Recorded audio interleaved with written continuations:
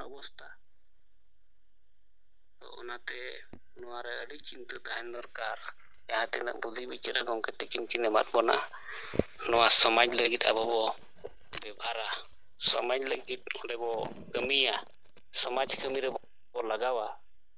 ᱡᱟᱦᱟᱸ ᱠᱤ ᱱᱤᱛᱚᱜ ᱡᱟᱦᱟᱸ ᱥᱯᱤᱰ ᱛᱮ ᱟᱵᱚ ᱱᱚᱣᱟ ᱵᱤᱪᱟᱹᱨ ᱯᱟᱥᱱᱟᱣ ᱨᱮᱱᱟᱜ ᱛᱟᱦᱮᱸ ᱠᱟᱱᱟ ᱦᱮᱱᱰᱵᱤᱞ ᱢᱟᱫᱽᱫᱷᱚᱢ ᱛᱮ ᱡᱚᱛᱚ ᱯᱚᱫᱟধিᱠᱟᱨᱤ ᱠᱚ ᱮᱢ ᱨᱮᱱᱟᱜ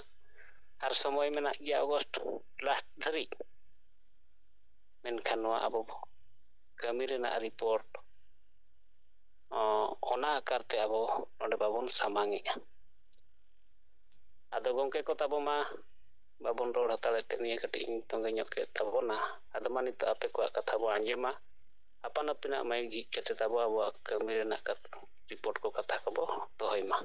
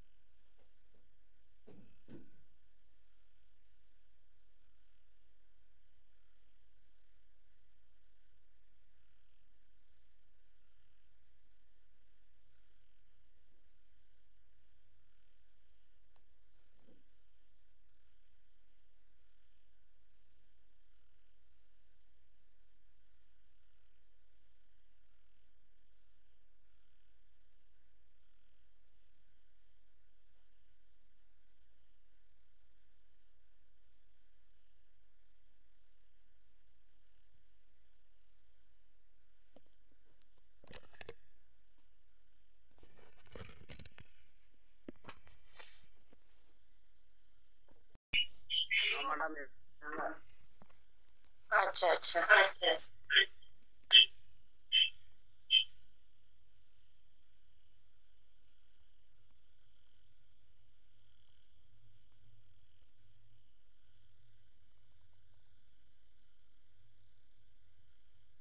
हेलो हेलो हेलो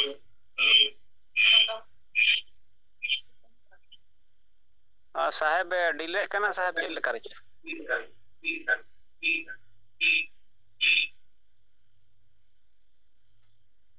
नारायण नित ठीक आंजमोग कना हाँ सर नितो तो क्लियर है ना बेस आंजमोग कना होय मैडम फोन ते मिद बार कथा लई सनई कना नो जे जून मीटिंग रे होड़ कोमो कना बो अद नोरे इन नेले आई जे सांगे जोनल हेड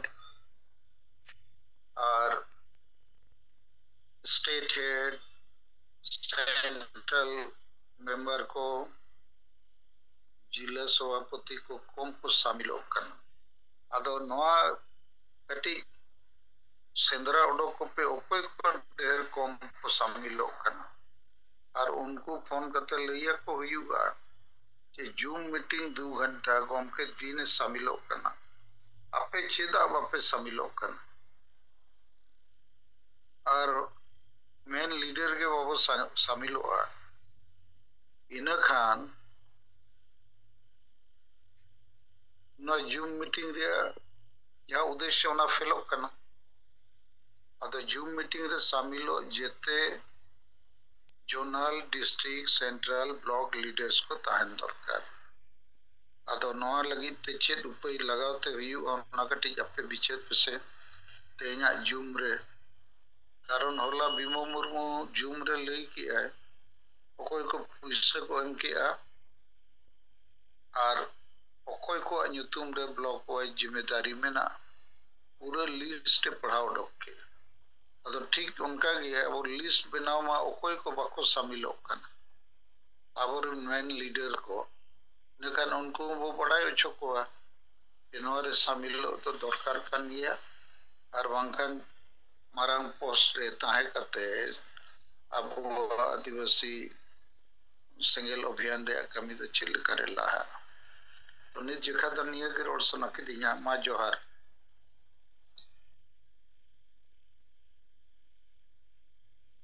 जोहार जिम चेतान रे साहेब तकिन अड़ी पुष्टव कथा नवा जतो नेता को गे अब अड़ी गुरुत्व हताव दरकार चेदा जिम चलाव कान ताबुना मेनते अब नितो को कमी कना बो गपाल मराप कना बो अब हो मेना बोना और जहां 3 दिन खन जिम चला कान ताबुना नवा दिन गे अब सिंगल रेना समाज रेना स्थिति और परिस्थिति चेतान रे बो चर्चाया यदि नवा जिम तेहें अब बाबन चलाव दाड़ेया जतो नवा समाज हो आदो नेता हा बो चाबा जतो बो छिति बिति चाबा गोंके तकिन नवा दिन टाइम रे खुले कते अब को संताव बन लगित संताव कते जुमित कते अब तेहें समाज रेना कमी लगित जहां चर्चा गपाल मराब कना तो नवा अड़ी जरूरी कथा गोंके तकिन किन मेन के ताबुना जे लिस्ट आउट कोते हुयुआ जोनाल हेड को स्टेट हेड को जतो पदाधिकारी को गे ताबो अब नवा जुम दो सेलेक्ट गे हुयुआ नवा अब बो लिस्ट आउट को आदो मासे गोंके तकिन कुकुली किन सामांग के ताबुना तो चेड लेकर उपाय कते नुकु बो सेलेक्ट हचे को और चेड लेकर नुकु बो लिस्ट आउट को तो नवा चेतान रे अपना मतो को अब मा बो दोहय मा और जतो नेता अब मेन नेता को बो सेंद्रा तो अगु को और नवा जिम रे बो शामिल को आदो मा ताबो गोंके तकिना कुकुली दो हापान पिना उपाय नवा जिम रे सेलेक्ट हचे करना उपाय को सेंद्रा उडोक करना उपाय को मा बो लई मा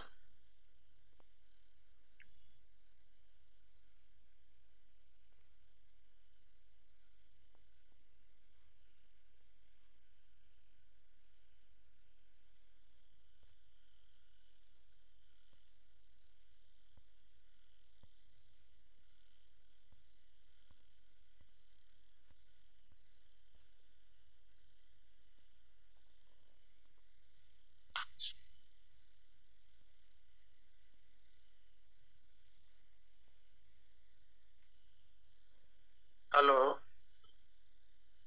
अच्छा और मिट कथा नारायण आजमो कना हां साहेब आंजमो कना होय और मिट कथा तो नवा मेन सुनैया अब सेंगेल रे हुडी मरंग अडिगान नेता मेना बोआ अदो अब दो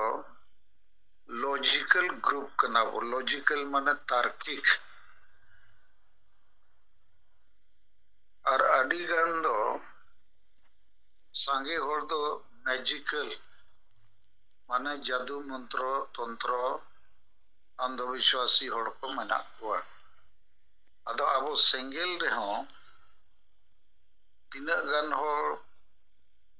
मैजिकल हो मेना को लॉजिकल हो मेना को अदो जहान जिनिस रे अब तो लॉजिकल वो पंजाएगा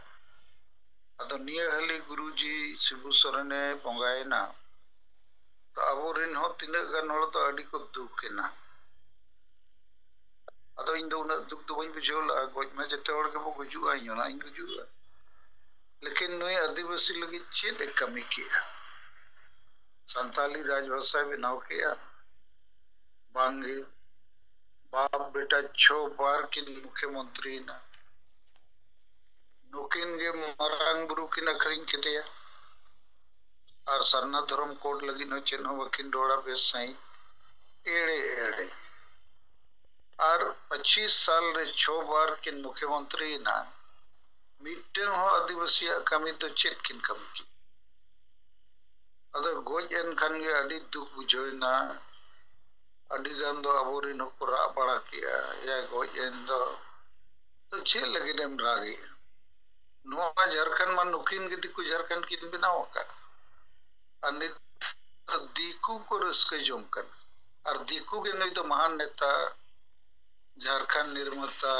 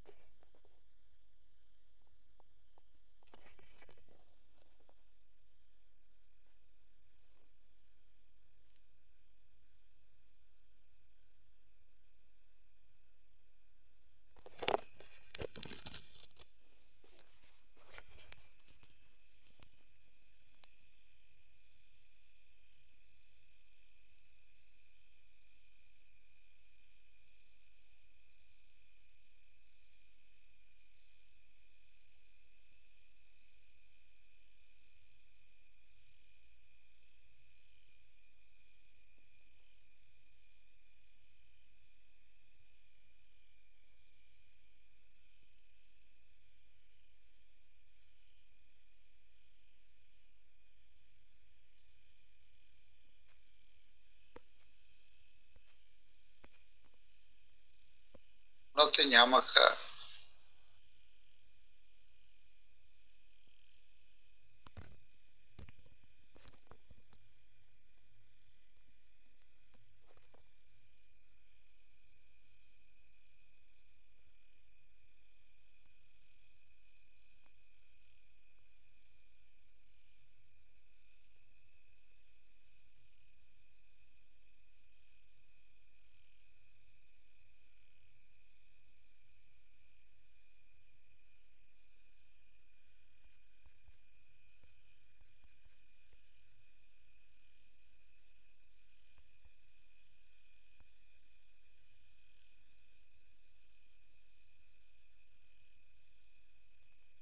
ᱛᱟᱦᱮᱱ ᱯᱮ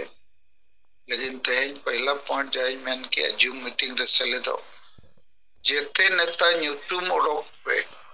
ओकोय को बिल्कुल बाको शामिलोग कर और उनको फोन आको पे बखान उनको नोडे वो अनाउंस को नुको नुको नेता दो जूम रे बाको शामिलोग करना जहां चेतन पोतरे मेना और आपे तला खोño अडिगान तो पे शामिलोग कर गया लेकिन मिल पौधा बापे रोड़ा में मिल दिन दो पूरे 2 घंटा रे जूम रे बार होड़ किन रोड़ के और बाकी तो ᱪᱮᱫ ᱦᱚᱸ ᱵᱟᱝ ᱨᱚᱲ ᱫᱟᱲᱮᱭᱟᱜ ᱠᱟᱱᱟ ᱟᱫᱚ ᱚᱱᱠᱟ ᱦᱚᱸ ᱟᱞᱚ ᱦᱩᱭᱩᱜ ᱢᱟ ᱡᱚᱦᱟᱨ ᱡᱚᱦᱟᱨ साहेब तकिना कथा पुस्टव ते आर दूसरा अब को बुझो लगित किन लय साड़ियात बना जे सरिया दो रोड़ते हुआ आदो सरी के नितो अड़ी संगे होड़ जहां महान नेता गुरुजी शिबू सोरेन एमन को मेनेट किया चेल लगित महान चेल लगित गुरुजी चेल लगित दिसम गुरु नवा को तार्किक भाबते तर्क दरकार आदो तेहेñ आबो नवा सिंगल रिन दो नवा सरिया रोड़ जहां बो हेचो पेचो कना तो नोंकाना कथा दो जहां गंके तकिन हो नय किन लई केत गया नोंका आबोरे नेता को किछि बो रोड़ेत गया किंतु नवा ठीक बिचार तो बांग कना तेहेñ सरिया नवा समाज रे तीस बाको रोड़ दाड़े और उनका रोड़ बल्ला साहसी वाला चिली हो बनू को गया मेनखान गंके तकिन आबो किन चेत केत बना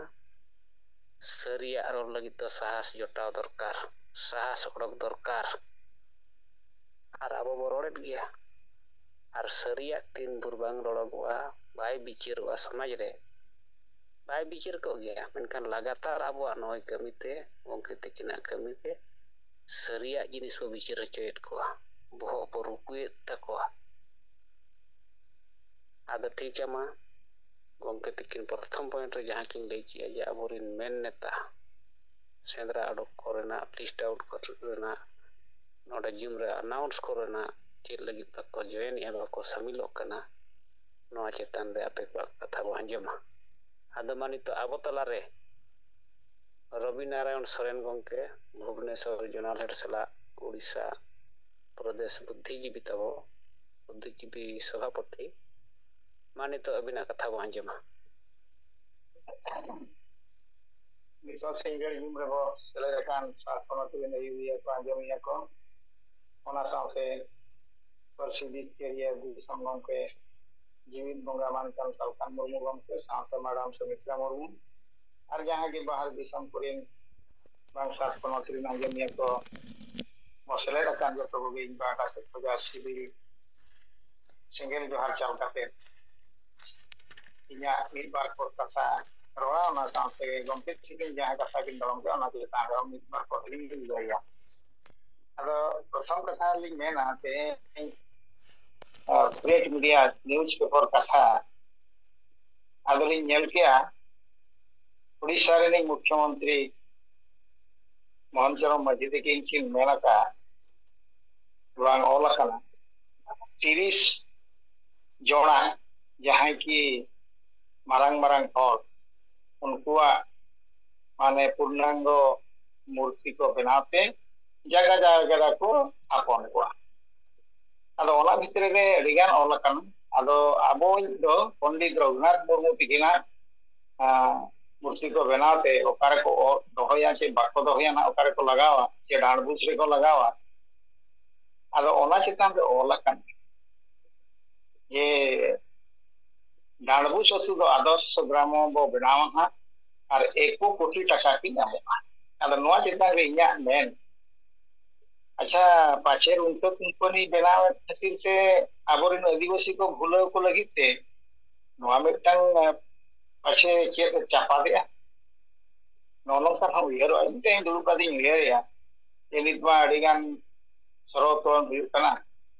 जे आले उनके कंपनी नोडे वाले बना चोया और ओना को उयर से चीफ मिनिस्टर पलट को मेन का आम मोनु खाना बेटा मेन में जहां पर किछिटा हर रेकु जो आ कोने ये नितो पंडित रघुनाथ का पूर्णांग मूर्ति में का बनावा नोडे को स्थापना डांडबुस अथु बांग आतो पाको ओनारिया इम्पोर्टेंट बुढ़ावा 1 कोटी टाका ना एमा नोआ अथु बना लगी बांग नोआ गमके चिकिन जहारे को पंडित चिकिन को तोपाहाकार कि ओना को डेवलपा तो नोनका हुई दाड़े आदो ओना चितारे nya उयहर abo santara mabo muruk gya गमके चिकिन नुना लय का ओना जहां माझी बना को नोआ दिसम रे ओकोय हो ऑल पढ़ा माझी को बांग कना वंशानुगत कना को आमपाड़ कना को एरो नुकु तो नोकना ताजी मखान को रस्ते टाइम को थी आदो नाते दे एड़े आदो इया मेन हिसाब से गमके जहां हरे बेनावा का को आबो आबो तो जतो माने लॉजिक होला कना अर्थात तर्क से बो दाड़ेगा और जहां बो तर्कया ओना दो उचित तर्क नोनोकान जिनिस आबो आबोआ दो मेना नोआ चितारे ओटा नेल ले नोनोका आदो ओना लई किया था वो ये तेहें ओडिशा सरकार नोनोका मेठा भावना दोहवादा ओना साथे तेहें या पेपर गे ओला कना दो केउझर रे पोस्को कंपनी मरा को स्टील प्लांट बना ओना हो ओला आदो नोनोका आबो सरकार चेले कोराबन कना आबो आदिवासी लगी मिल से दो मेनिया नुकुआ सुविधा लगी ते नोआ नोआ कोरावा मिल पाठा से दो मेनिया नुकु आदिवासी जाने ना को लगा कमा आदो आबोरिन और को बांग मजी को बा जहां के बना कार्बन गांसा क्रीन और नोआ चितान दे प्रतिक्रिया दे बनवाना ये बोलो नोआ चितान रे बाधा विघ्न बुझोगे खान को आबो राष्ट्रीय अध्यक्ष मानकान सालखान मुर्मू गमके ते जहां आबो बो बेनावा कना ओना रे संगे संग प्रतिक्रिया दो एम ये नोआ दो नौका हुआ नोआ दो नौका हुआ मा नोडे दरखास्तो मा मा रैली मा नोनका अब माध्यम तेदो हुई दाड़ा कना मा एटा को नोआ चितान रे बिल्कुल गे बांग आलो नोनका चलुआ कना आलो नोआ दो तेई नेल ले ते लई नो क्या ताबो आ दिसियर ले नेला गompe तिके ने जहां किन रोल ते ताबो ये जुमरे अबो इतो सात पोनत रे कमी हुयुग कना मारांग मारांग लीडर को बनाव कर बोना मारांग मारांग लीडर वो मेरा आकार बोन गया अदो नेलेट गया वो जो हो इन तो प्राय मिदिन हम बन छुटिया दिन हिलो दिन नसा को आपा हिलो तो 60 62 बांखान तो 72 और बांखान तो 30 40 रे के प्राय का मिनिमम तो 40 गान तो को सेटर गया और मैक्सिमम का हिलो तो 60 बांखान तो 70 अदो ओने उनका इदी काते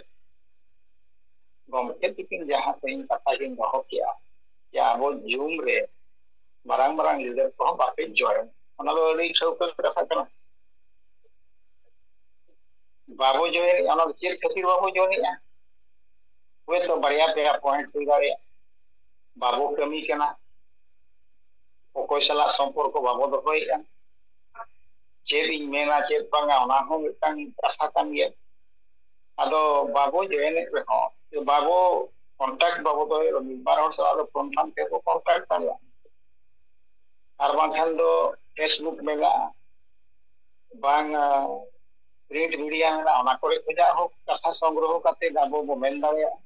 नोआ दिन हिलो के जूम दो माने गरमा गरम के ताहन मा नोआ दो अड़ी बेस कथा कना बांग जॉइन रे इन मेला अब दो प्रिपेयर के ताबो बनुआ अब प्रिपेयर बनुआ माने गोरज बनुआ ona चिता रे गोरज रे तू दो kan ado jahan kan ge jahan tinga neta din jeri mena akar pona benaw akar pona gomke adi harket saset kate nito abo hobo tingu kan pero nuno harket kate nuno chuto kate nore bose kera kana cheta abo joina last diesel beche am doi bagia noka do nya kan to ting do bang kana jahan kan ge mil bar ko re ha hetkate nore do rol do ka कमी क्या बांग कमी का जहाना के तो मिट्टा के बनाव का फिल्म अगुई गया और हम जाम गया ओना दो मेन दो दरकार का चिकाते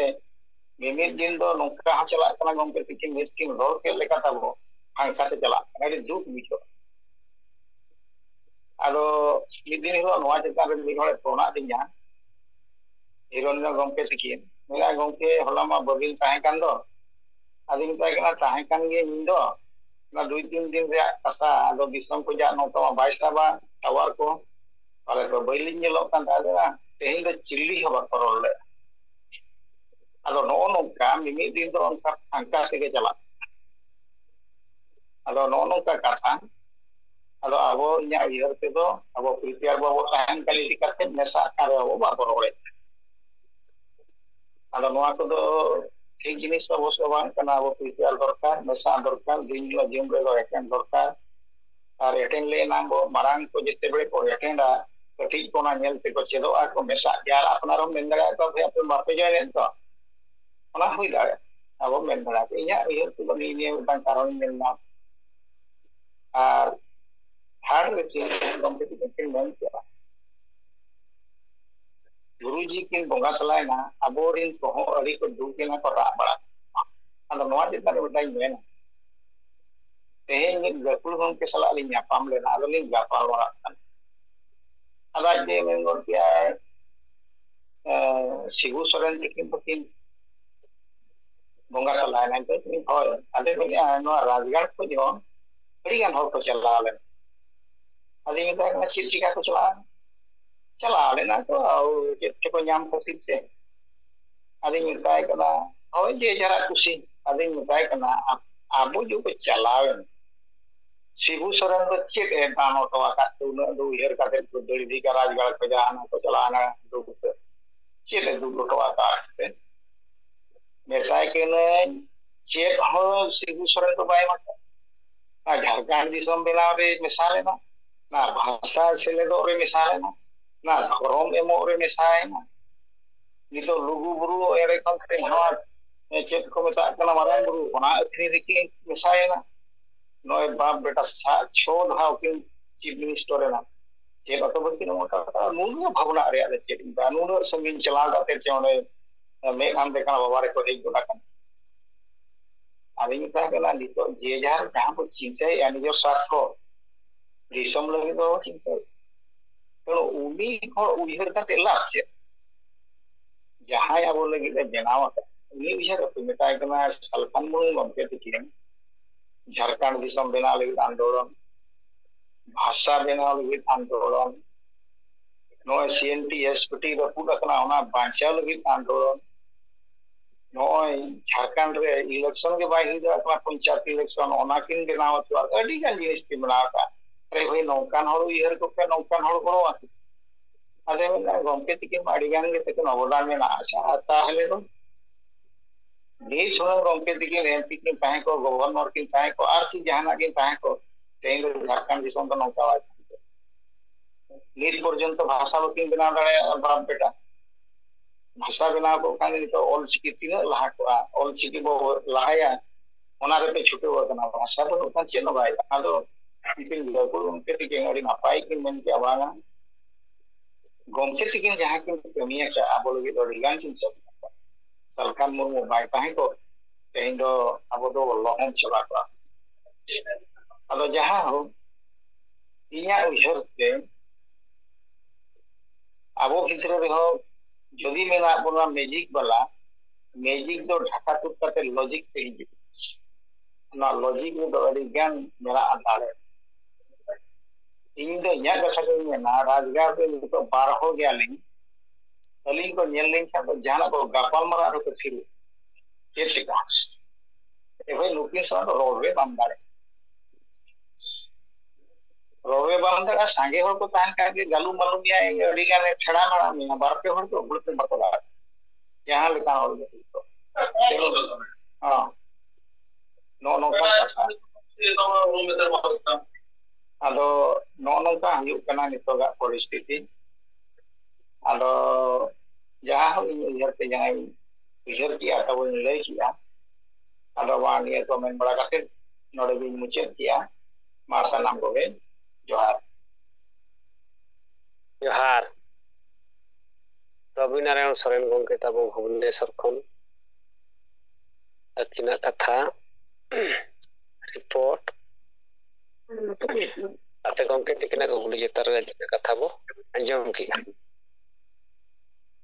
आदो माता बो आबो निर संगे नेता अपन अपना माइक जीत के आबो को कथा बो दोहय मा जे जियुम रे चेदा आबोरिन मेन नेता को बखान जहां नेता जतो नेता गे चेदा बाको सेलेदो कना आर सेलेद कते हो अडिगान बाबोन रोड कना ओना चितार आबो ध्यान तो नोआ चितान रे कोई को कथा कोई को मतो चेले कथा बो एलकार बो सेलेद रच करना उपाय को मा बो लय मा दो नितो आबो तला रे गणेश चंद्र मुर्मू गंके ताबो पुरुलिया जोनाल हेडसला केंद्रीय सन्ना धर्म माडवा सभापति सन्ना धर्म संयोजक ताबो मानित अबिना कथा बो अंजमा मा सनाम को जोहार गंके चंदी मुर्मू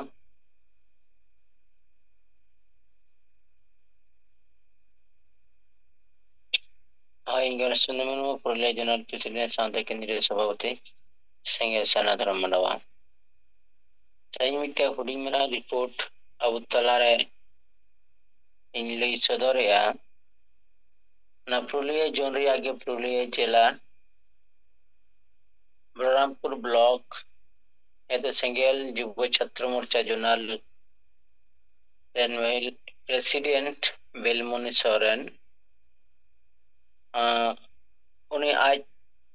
तालाबरन गिदरे हुडिनी एदो डाक्तार सोरेन उमेर दो मोटामुटी 30-31 तहे कान ताया आदो जेहेतु अबु सेंगेल परिवारन हड़ कना को उनी डाक्तार सोरेन होला बोंगा दिसम ते चलावेना अबु सेंगेल पाटा से खना नोई बुद्धि दिसते सनामते के बेस गड़बो मादी तहेना एनखान अबो उनी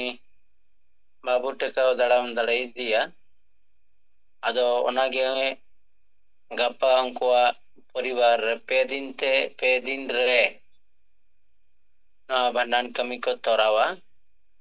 और नोआ रहा अबुरेन सेंगेल परिवार बलरामपुर बड़ा बाजार सुर सुपुरन को दो एनहिलो हको गड़ो लेन गया दाहो हिलो हो और गप्पा हो कम बेसी न्यापाम कते गड़ो गया वो आदो ओनागे जेहेतु बुरेन सेंगेल परिवार को तहे कना उनको दुख साथे अबनो दुख वो शेयर तोराया जे नो जहां वो सेंगेल परिवार दुख कना आदो नो आबु लेकाते के हा गप्पा भांडान कमी तोरा पे दिन रको ना को हुयो चोया दोसर कथा अबो जे गंके अबु तला जहां कथा लई किया अजे सिंबु सोवरेना गोज इनाय नो कथा अडी होर सरीगे उनी गोज इना माने सोशल मीडिया रे अडी रकम कथा को रोड के जे शिव सोरेन अबु दिसम सुमंगा दिसम चलावेना आदो गंके जहां अबु तला रे बिचेर कर लई किया मी हर उहेरियम चे लेखा रे दुखम इकव चे लेखा रे जखन अबु समाज लगी जाति लगी धर्म लगी बेस से कमी अटका समाज रे अडी मरांग अवदान तहन ताया उन घड़ी ओना दो उहरे दरकार कना कारण समाज रिया मिट्टी अंगो उनी गो इलेन खान से बुंगा दिसम चलन खान उनी अंगो समाज रिया मिट्टी अंगो रछाड़ावेन लेका बुझेआ मेनकान शिबू सोरेना नीत हविते अबु जहां कमी को बो नेल का ना समाज गोगो लगित गे उनी बिनाव का पार्टी सरकारे बनाव कदा अब समाज बंचाव लगी तो मिद दिन हो बाई गड़ो कना अजे नुन दिन खरा बोले के जे धर्म इदी कते बाई कमी कान तबना बाई रोड़ा तीन झारखंड रे मारांग बुरु अखरिंग किया आदिवासी विरोध रे कमी किया संताली राजपुर से हुई दरकार झारखंड रे राजपुर से जगह उर्दू भाषा कथा रोड किया अद नौका कते जहां तिने कथा हुई कना हासा रे देवना को सीएनटी एसपीटी कानून को उल्लंघन या नोआ को बदल या संशोधन या ओना रे शिबू सोरेना पूरे गड़ो मेना कातया पूर्वी को आदिवासी को लगिते उनी गड़ो मेना कादिया अद नौका कते पूरा टागे आदिवासी विरोध रे कमी मेना कादिया माने अबु गोगो को लगी के उनी कमिता और उनी लगी के तिहिन अबुरन और दो पूर्व में दा को जरोया सरीगे नो दो अबु दो ठीक बिचार उनको ठे बांग हुयु कानते बेसर बड़ी बाको तुले जका दाड़िया कान कारण ते तीन नोंकना कमी गे चला काना अबु नोय ओकोय बेस बो कमी कना ओकोय बड़ी गंके लई के सेंगेल सलाह जा तिने जोड़ा मिना को अबु तलार हो डिगान नो बाको अपनार दाड़िया काना मिना को सेंगेल सलाह मेनखान नीत हबिते पूराटा ओना जायगा ओना बाको उडोंग दाड़िया कदा किछुगान हर एकदम निफुट भाव कते कमी काना को आर नो कमी को लहायया एदा से नोआ जुदी सरीगे बेस कमी बेस लिकाते जतो हड़ा गड़ो गपड़ो ताहे को किया ताले खा दिनम हिलो अबो कमी अबो जुम रे रिपोर्ट नोआ को नेल नाम को आर अबो गति बढ़ा को तबोना मेनखान नो कमी बांग नेलोगो कान कारण ते नितो अबो तायम चलाओ काना आर नितो जहां गंके लई के जे नो अबो संद्रा लगाबो ना नितो ओतिने गान हड़ अबुरन बाको गड़ो काना बाको चले दो काना को लिस्ट सरी के नो दो संद्रा को दरकार काना इहिं कुरुमुटिया पुरे जोन तिना गान को चले दो कान तहन तिया उन मड़ांग रे आर निते तिना गान को सेलेदो काना नो दो मिद दिनिया लखनियान के स्कूल थोड़ा लिन चर्चा कान तहन गया जे नितो जोनवा जिला वाई जुदी संद्राया बसे बो खबर बो पांजाया 10 জন kate ho jeri jela wise na Zoom re bako seledok kana ar onare rod zone wise bar pe hor kate ho bako rod kana no ringel marak kan tahena ar alin tigilin charcha kan thana no sendra dorkar kan thana tihin no kata saheb abu tala re samang kiya hai je no list ape bina tabon pe sarigi no abu bina rakab laga bona ar unku sala phone kate thoda na jogajog kate unku the ardas abo je darai kan dir abu joto hor ko no ko seledo ma seled choko abo adoma niya ge nye khattu macha rod kate nye katha nore ge muchiriya masanam ko johar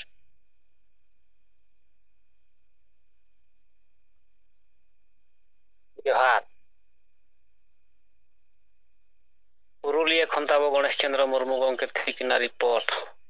सला कथा are गंके थिकिना कुकली चितान रे किना कथा बो अंजम किया जे सेंद्रा ओडक कोते गे हुयु आबोरेन नेता गंके हेलो अनिमा मुर्मू आबिन बाइक बिन जिकिया बिना कथा बो अंजमा गंके अंजमok kana मैडम अंजमok kana adi bes Zoom re seled akan abo Parsi Jitkari je bunga Salkhan gongke saute Sumitra madam ar AI Raj ren abo kami ko sanam ko inten nehor johar gongke in sed khonag report do jaha inyak personal reporting di sodor lagi to inyak sharirik problem khatir hoyto noa doctor dekha hoy lena ado hola date ko em kar diya je OT lagit te inyak files OT hoyuga shukrobar lo je 21 Agosto inyak admission ar 22 Agosto inyak OT hoyuga ado ona lagit te in abo jaha single fund re goroñ emet tahe ona bar chando gan do nak kai pending ring tahena to judi aro judi kaudi lagaa inyak short paraga tahle abo single session ye khono abo goro pe em darein ado bañ le darek na tinak gan lagaa nitok gongke noa di report ge kaudi goro tahle abo single sed khonak main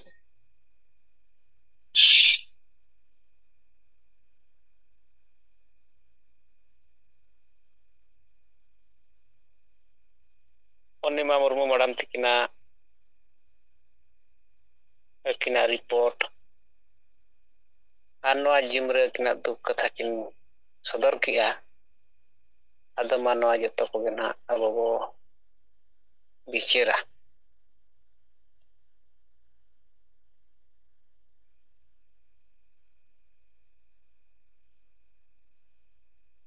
आदो ठीका ताबन मा अनिमा मुर्मू थिकिना कथा तायम तायम ते आबोरिन संगे नेता नितो बो सेलेद kana मा नितो आपे को कथा को बो अंजमा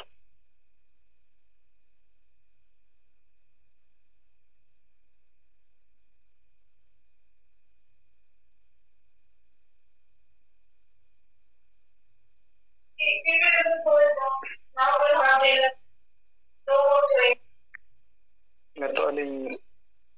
rod malang re aborin Parsi Jitkari Jit Bonga Salkhan Murmu sao Sumitra madam ar jahan ge noa Zoom rebon seled akan AI Raj rin single bir ko alin kasta kon joto ko johar gomke kin jahan kata kin men kiya magic ar logic ado ona idi kate hoyto tina sahi ar tina bang sahi ar ado tobe rena li sodore ali tehinyo mitan atu senok re tahe kana da jepuk jala ali balinya odok dada ka ora ado jahan atu gili sen kana ᱡᱟᱦᱟᱸ ᱦᱚᱲ ᱠᱚ ᱥᱟᱶ ᱡᱟᱦᱟᱸ ᱞᱤᱧ ᱪᱚᱨᱪᱟ ᱟᱠᱟᱫ ᱞᱤᱧ ᱪᱚᱨᱪᱟ ᱵᱷᱤᱛᱨᱤ ᱡᱮ 1980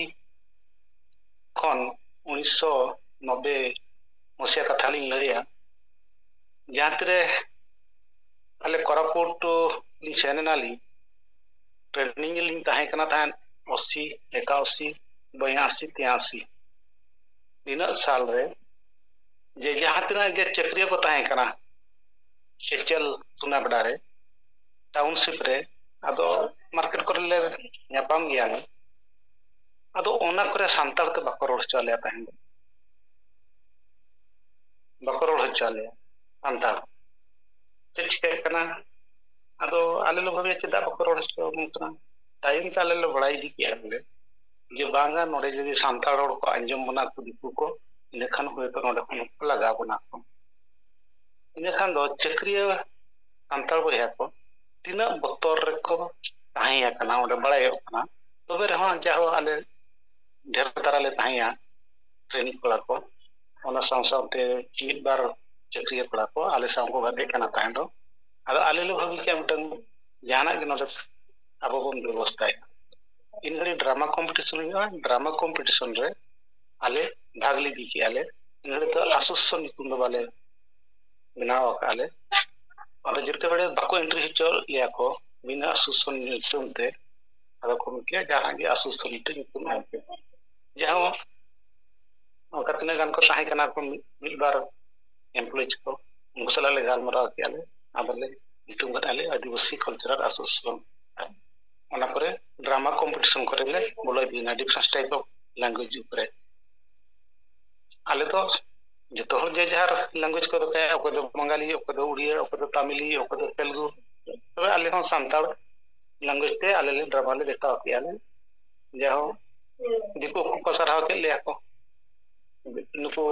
बेंगल वाला को मन के बांगा नुको आले सनी और कना को उड़िया को मन के आले सनी और कना को नोन कना को आको को प्रिपेयर पे कना को देखो टाइम तो कुली के लेखान दो आलो दो ना आली और दो बेंगल को रहना को ओडिशा रे मना को आसाम रे मना को नाटे झारखंड से बिहार से हो करे हो मना गे ngeli में झारखंड मना बाई कना तो बिहार पर हो मना को उनका तो जाओ बोई बोई को बड़ाई दी के ले को सांतार टाइम ते पाले नुकु जहां तने एम्प्लॉयज को ताहे कना उनको को जाहो करी को बतर कता को चबाई दीना ओना साथे आले सला को मसाई दी प्राय मिटे मसाई नाले जतो हर अडे खनते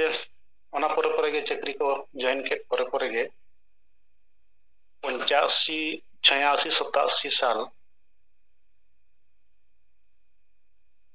ओना सुर बुरु रे टाउनशिप भितरे गे तिना उनिया मोड़े गोटे बुरु मेना